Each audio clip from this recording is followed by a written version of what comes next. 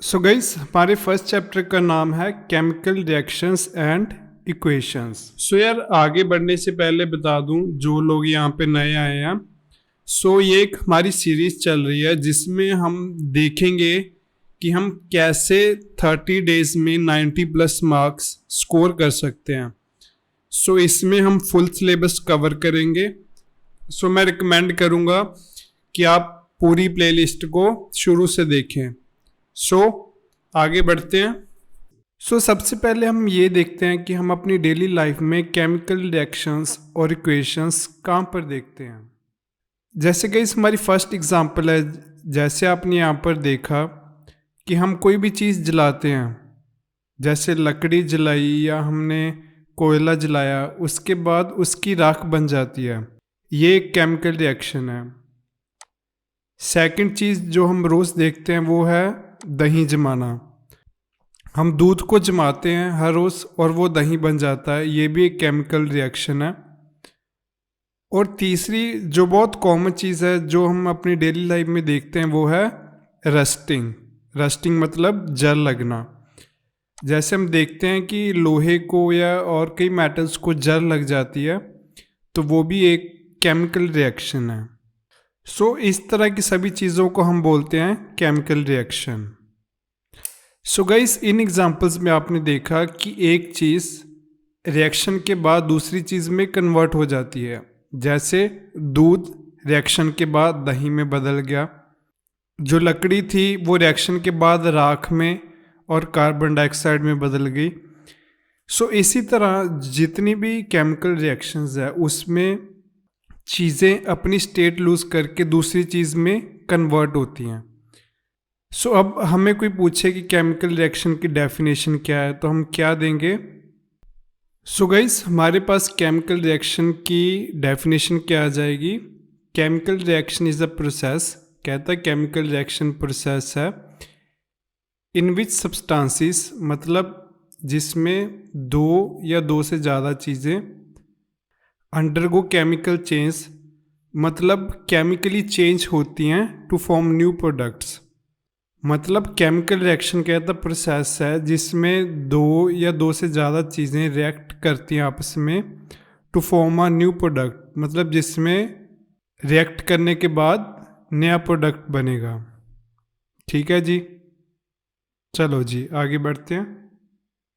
Guys जो हमारा next topic है उसको हम कहते हैं law of conservation of mass. ये ना सुनने में काफ़ी डिफ़िकल्ट लगता है कि ऐसा लगता है कि यार कुछ काफ़ी कॉम्प्लिकेटेड लॉ है, बट एक बहुत ही सिंपल लॉ है जो हमें कहता है कि हमारा लॉ कहता है कि it states that total mass of reactants is equal to total mass of products. कि कहता है जितना मास रिएक्टेंट्स का था केमिकल रिएक्शन के पहले उतना ही मास प्रोडक्ट्स का होगा। इसको एक एग्जाम्पल से समझते हैं कि क्या कह रहा है साइंटिस्ट। कहता कि जैसे हमने दही जमाई तो जितना वेट दूध का था उतनी ही दही हमारे पास होगी। अभी हम नेक्स्ट देखने वाले हैं कि केमिकल रिएक्शन और इक्वेशन में क्या डिफरेंस है। जैसे आप इस इमेज में देख सकते हो कि हमने बोला जो कार्बन थी ऑक्सीजन के साथ रिएक्ट करी और उसने कार्बन डाइऑक्साइड और पानी बना दिया। जो ये आपस में रिएक्ट किया इसको हम बोलते हैं केमिकल रिएक्शन। ठीक है जी, ठीक है जी। जैसे आपने देखा कि आपस में रिएक्ट करके इन्होंने प्रोडक्ट बनाया, इसको बोलते हैं केमिकल रिएक्शन। बट इसको इस तरह डिनोट करना कि जैसे ये लिखा हुआ है इसको इस तरह लिखना, उसको हम बोलते हैं केमिकल इक्वेशन। मैं आपको एक एक्सपेरिमेंट दिखाता हूँ, उससे आपको और क्लियर हो जाएगा। जैसे आप यहाँ पे देख सकते हो कि हमारे पास एक बीकर है, एक ग्लास आप मान सकते हो। इसमें हमने जिंक डाला, जिंक के ग्रैनुल्स डाल दिए। उसमें टेम्परेचर चेक करने के लिए हमने थर्मोमीटर डाल दिया और साथ में फनल डाल दी। अब हमने जिंक में सल्फ्यूरिक एसिड डाला, ये गाइस आपको रिएक्शन याद करने की ज़रूरत नहीं है, मैं सिर्फ आपको दिखा रहा हूँ कि जो रिएक्शंस है वो कैसे होती हैं।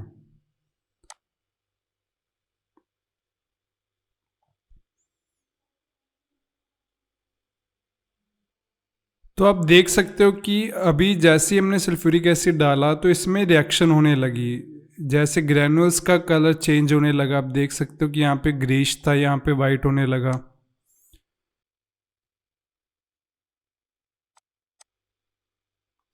और इस तरह जो ये रिएक्ट करके जिंक था वो लिक्विड और गैस में कन्वर्ट हो गया।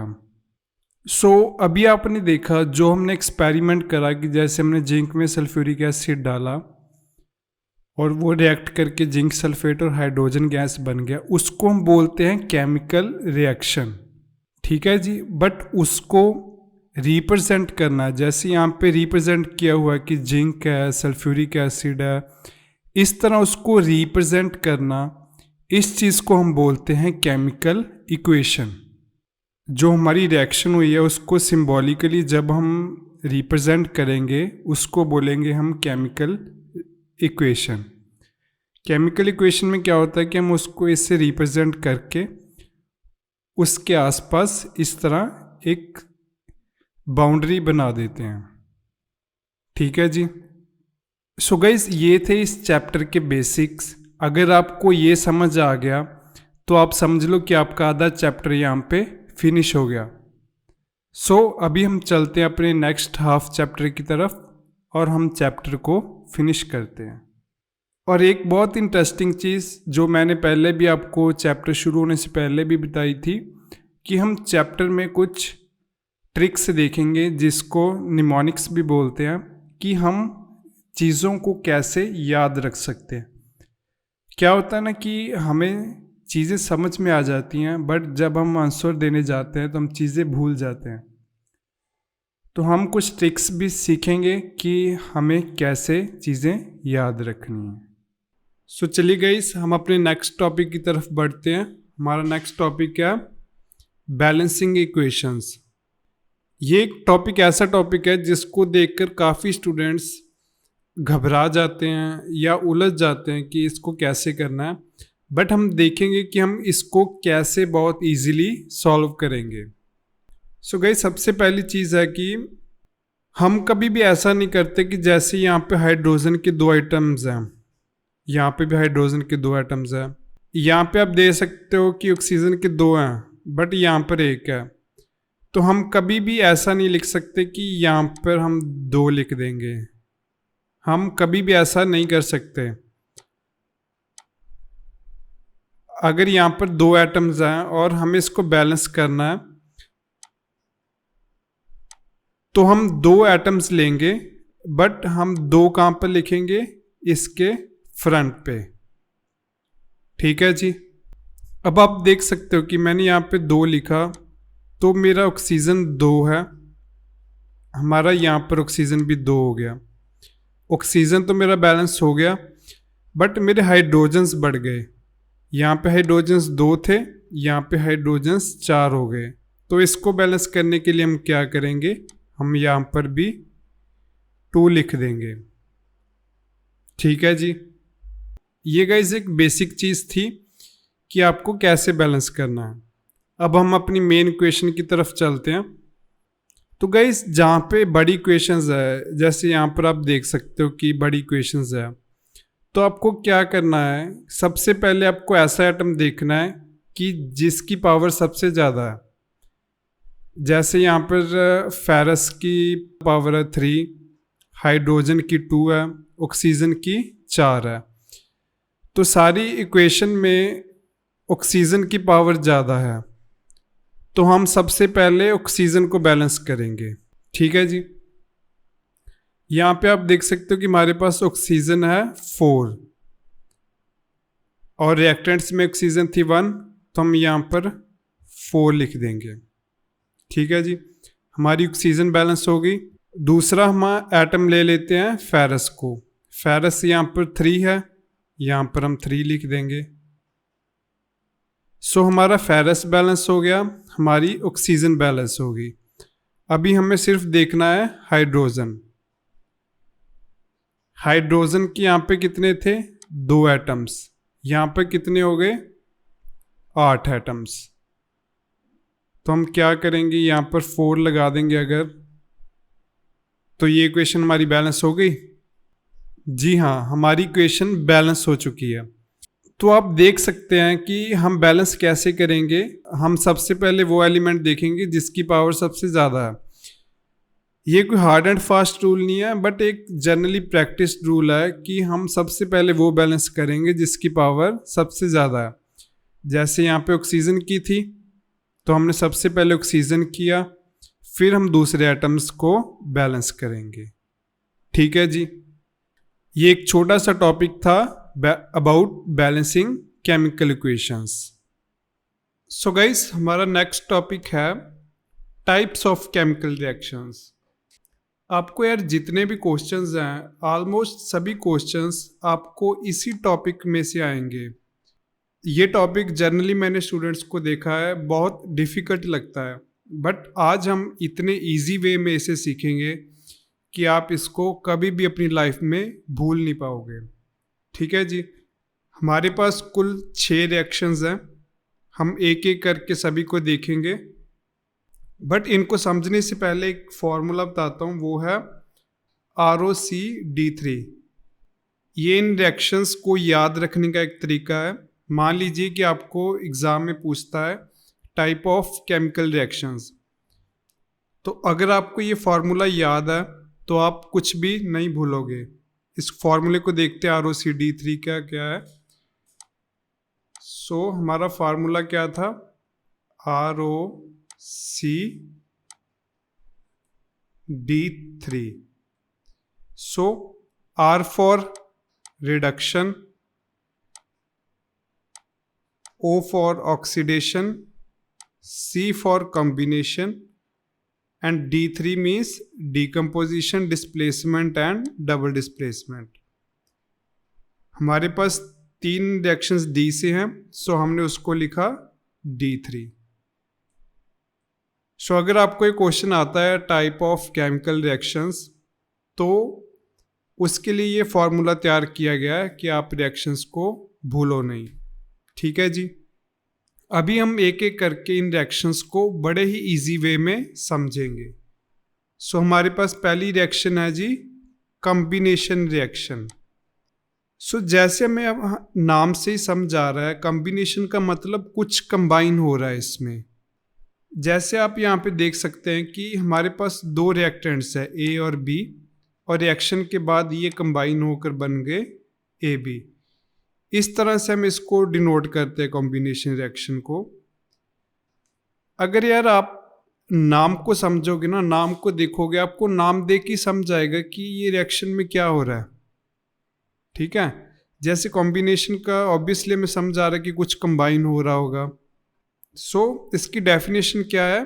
कहता द रिएक्शन इन विच 2 और more reactants combine to form a single product.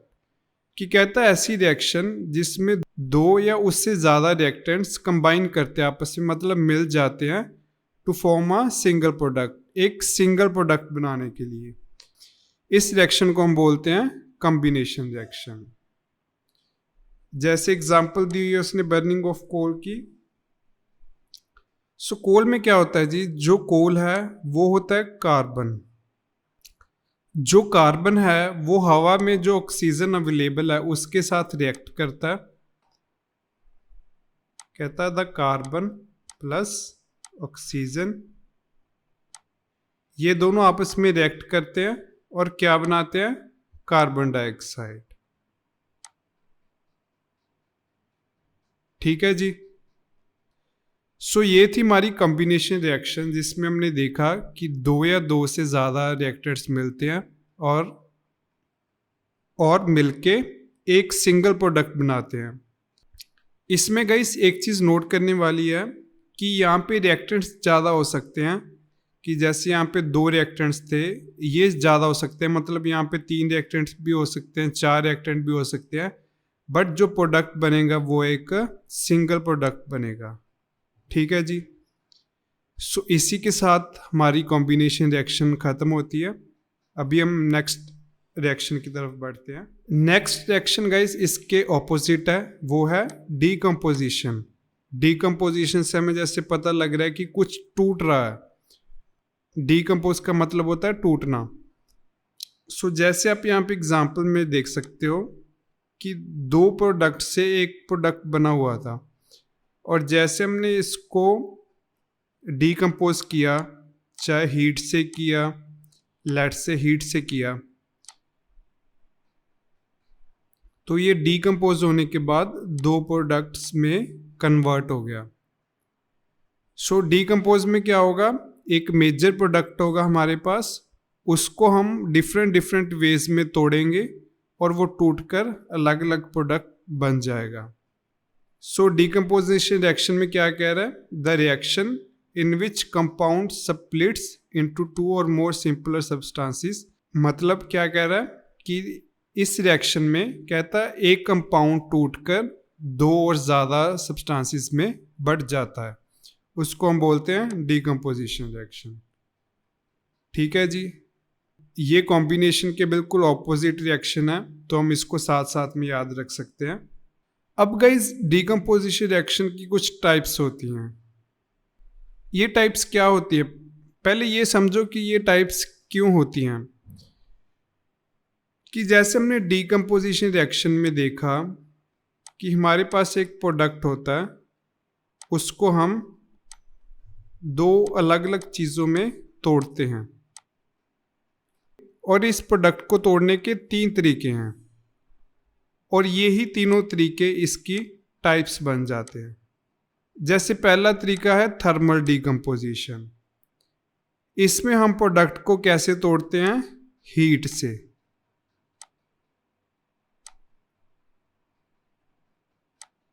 हमारे पास एक प्रोडक्ट है, उसको हम जब हीट से तोड़ेंगे उसको बोलेंगे थर्मल डीकम्पोजिशन। दूसरा क्या है, इलेक्ट्रिक डीकम्पोजिशन। इलेक्ट्रिक डीकम्पोजिशन में क्या होगा, हम इस प्रोडक्ट को तोड़ेंगे कैसे, इलेक्ट्रिसिटी से।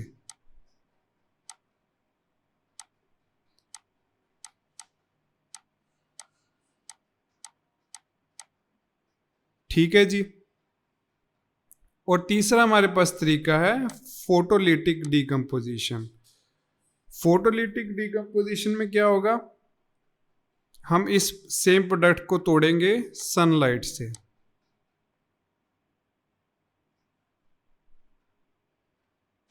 सो क्या गाइस आपको डीकम्पोजिशन समझ में आया? यस। सो बेसिकली डीकम्पोजिशन है क्या, हम एक प्रोडक्ट को डिफरेंट प्रोडक्ट्स में तोड़ते हैं और उस रिएक्शन को बोलते हैं हम डीकम्पोजिशन रिएक्शन। ठीक है जी, इसी के साथ हमारी सेकंड रिएक्शन भी कंप्लीट हुई। हमारी नेक्स्ट रिएक्शन है डिस्प्लेसमेंट रिएक्शन। सो गाइज ये रिएक्शन स्टार्ट करने से पहले हमें समझना है कि डिस्प्लेस का क्या मतलब होता है। डिस्प्लेस का मतलब होता है लोकेशन चेंज करना। सो आप यहाँ पे देख सकते हो एग्जांपल में, कहता डिस्प्लेसमेंट रिएक्शन में क्या हो रहा है कि जो एलिमेंट है वो अपनी जगह चेंज करता है। जैसे आपने देखा कि ये रिएक्ट होने से पहले इसके साथ था, बट रिएक्ट होने के बाद ये इसने लोकेशन चेंज करके सी के साथ अपनी लोकेशन चेंज कर ली। और कहता कि अपनी लोकेशन ये डिसाइड कैसे करता है कि कहता जो ज़्यादा रिएक्टिव एलिमेंट है, जैसे ए यहाँ पे ज़्यादा रिएक्टिव एलिमेंट था, वो अपने साथ वाले प्रोडक्ट को निकाल देगा, डिस्प्लेस कर देगा। कहता the reaction in which more reactive element displaces less reactive element from its salt is called displacement. मतलब कहता लोकेशन चेंज कैसे होगी, जो ज़्यादा रिएक्टिव एलिमेंट है, जैसे हम यहाँ पे देख सकते हैं कि ये ए ज़्यादा रिएक्टिव था, ये साथ वाले को बाहर निकाल देगा और बाहर वाला मिलके दूसरे प्रोडक्ट के साथ रिएक्ट कर जाएगा। तो यार जैसे हमने यहाँ पे देखा कि सिंगल डिस्प्लेसमेंट रिएक्शन में क्या था कि एक एलिमेंट अपनी जगह बदला है, और हमारी नेक्स्ट रिएक्शन में क्या है, नेक्स्ट रिएक्शन है हमारी डबल डिस्प्लेसमेंट। इसमें क्या होता है कि दोनों एलिमेंट्स अपनी जगह बदलते हैं, इसका इसके साथ जाएगा, इसका इसके साथ रिएक्ट करेगा। सो क्या क्या कह रहा है कि double displacement reaction is type of reaction where part of one reactant is replaced by part of another reactant. मतलब कहता है एक हिस्सा इसका रिप्लेस करेगा दूसरे रिएक्टेंट के हिस्से से। सिंगल डिस्प्लेसमेंट में क्या था, एक एलिमेंट अपनी जगह चेंज कर रहा था, बट डबल डिस्प्लेसमेंट में क्या होगा, दो एलिमेंट्स अपनी जगह चेंज करेंगे। ठीक है जी। सो गाइस, इसी के साथ हमारी 4 रिएक्शंस कंप्लीट हो गई हैं। हमारी सिर्फ 2 रिएक्शंस बची हैं, जो कि है ऑक्सीडेशन एंड रिडक्शन। बहुत ही इजी रिएक्शंस हैं। ऑक्सीडेशन में क्या होता है जी, कहता है if a substance gains oxygen during reaction it is called oxidation. मतलब कहता अगर एक प्रोडक्ट ऑक्सीजन गेन करता है रिएक्शन के टाइम, उसको हम बोलेंगे ऑक्सीडेशन। जैसे आप एग्जांपल में देख सकते हो कि ये दोनों अलग अलग एलिमेंट थे रिएक्शन के पहले, कॉपर और ऑक्सीजन, बट रिएक्शन के बाद कॉपर ने ऑक्सीजन को गेन कर लिया, मतलब ऑक्सीजन कॉपर के साथ मिल गया। जब ऑक्सीजन एक एलिमेंट में के साथ मिल जाए, उस प्रोसेस को हम बोलते हैं ऑक्सीडेशन। सिमिलरली इसका ऑपोजिट है, if a substance loses oxygen during reaction it is called reduction. Sorry, यहाँ पे ऑक्सीडेशन लिखा हुआ है, यहाँ पे ये हो जाएगा रिडक्शन। और ऑक्सीडेशन और रिडक्शन में इससे भी ज़्यादा इंपॉर्टेंट है, वो है रिडॉक्स रिएक्शन। सो रिडॉक्स रिएक्शन में गाइस क्या होता है कि ऑक्सीडेशन और रिडक्शन दोनों इकट्ठे होते हैं।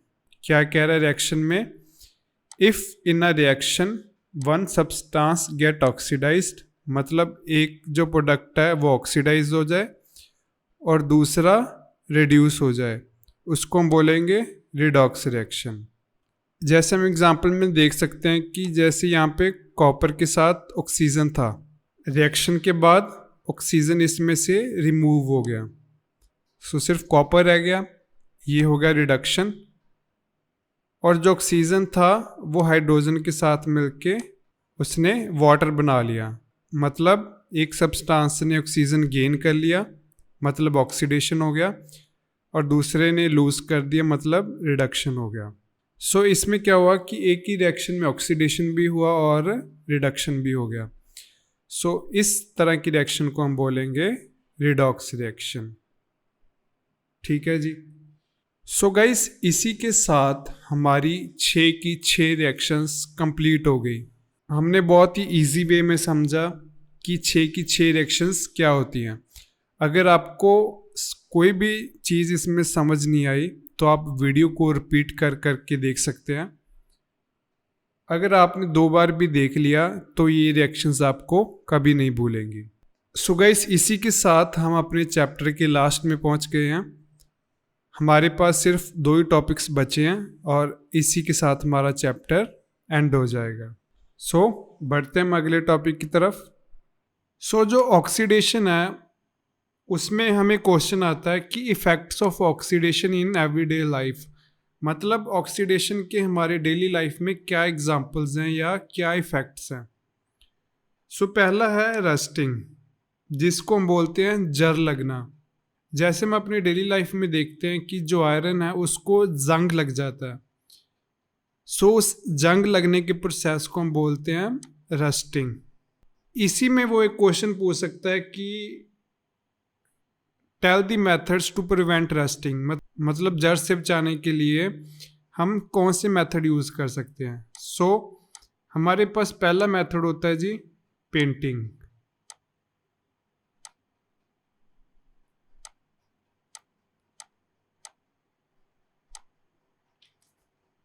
मतलब हम अपने प्रोडक्ट को पेंट कर सकते हैं। सेकंड मेथड होता है ऑयलिंग, मतलब अगर हम अपने प्रोडक्ट को ऑयल कर देंगे, मतलब उसके ऊपर ऑयल लगा देंगे, तो उससे भी जो जंग है वो नहीं लगेगी। थर्ड होता है जी ग्रीसिंग।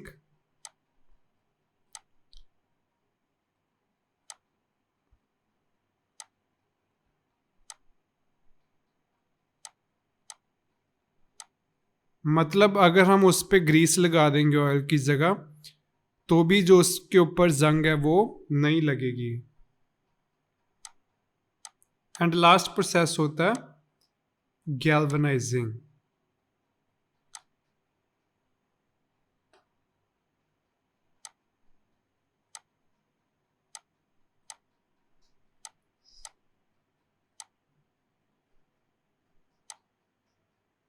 ठीक है जी, गैल्वेनाइजिंग क्या होता है, हम आयरन के ऊपर एक दूसरे मेटल की कोटिंग कर देते हैं। ठीक है जी। सो इस तरह हमारे पास 4 मेथड हैं जिससे हम अपने प्रोडक्ट को जल लगने से बचा सकते हैं। और दूसरी ऑक्सीडेशन की एग्जांपल है रैंसिडिटी। रैंसिडिटी मतलब हमारा जो खाना है हम अपनी डेली लाइफ में देखते हैं कि वो खराब हो जाता है। जैसे अगर आप सेब को देखोगे, सेब को अगर काट के आप रख दोगे तो वो इस तरह ब्राउन हो जाएगा, मतलब वो एयर से रिएक्ट कर जाता है और वो ऑक्सीडाइज हो जाता है। सो इसी तरह हम अपना बाकी फूड भी देखते हैं, जैसे कोई भी कुक्ड फूड है उसको अगर हम बाहर रख देंगे वो ऑक्सीडाइज होके वो खराब हो जाता है। सो इस चीज़ को हम बोलते हैं रैंसिडिटी। सो इस तरह जब भी आपको एग्जाम में पूछेगा कि इफेक्ट्स ऑफ ऑक्सीडेशन, मतलब ऑक्सीडेशन के अपनी डेली लाइफ में एग्जाम्पल्स दो, तो हम बोलेंगे एक तो रस्टिंग एंड सेकंड हो जाएगा हमारा रैंसिडिटी। ठीक है जी। अभी हमारे पास एक लास्ट टॉपिक बचा है, हम वो भी देख लेते हैं और हमारा चैप्टर फिनिश हो जाएगा। लास्ट है जी हमारा exothermic reaction and endothermic reaction. So guys, जैसे अभी हमने अपनी 6 रिएक्शंस देखी थी, तो वो 6 की 6 रिएक्शंस 2 कैटेगरी में आती हैं, या तो एक्सोथर्मिक होती हैं या एंडोथर्मिक। एक्सोथर्मिक क्या होता है, वो रिएक्शन जिसमें हीट बाहर निकलती है। एंड एंडोथर्मिक इसका ऑपोजिट है, जिसको हीट चाहिए रिएक्शन को कंप्लीट करने के लिए। जैसे हमने डीकम्पोजिशन रिएक्शन में भी देखा था, एक बार मैं आपको लेके चलता हूँ वहाँ पे। जैसे यहाँ पे आप देखो कि हमने लिखा था कि उसको हीट चाहिए रिएक्शन कंप्लीट करने के लिए। सो हमारी डीकम्पोजिशन रिएक्शन क्या हो गई, एंडोथर्मिक, मतलब वो रिएक्शन जिसको हीट चाहिए अपनी रिएक्शन को कंप्लीट करने के लिए। सो अभी हम वापस चलते हैं। सो गाइस, इस तरह आपको समझ आया, इन दोनों में एक मेजर डिफरेंस है। एक्सोथर्मिक वो होता है जिसमें हीट बाहर निकलेगी रिएक्शन के बाद, और एंडोथर्मिक वो होती है जिसको हीट चाहिए रिएक्शन को कंप्लीट करने के लिए। सो गाइस, इसी के साथ हमारा चैप्टर कंप्लीट हुआ। आई होप कि आप लोगों को समझ आया होगा। अगर नहीं समझ आया कोई भी टॉपिक, आप उसको दोबारा देख सकते हैं। हमारा गाइस ये वीडियो सीरीज बनाने का मकसद क्या है कि आप टॉपिक्स को रट्टा मत लगाओ, आप टॉपिक्स को समझो। So thanks guys for listening me.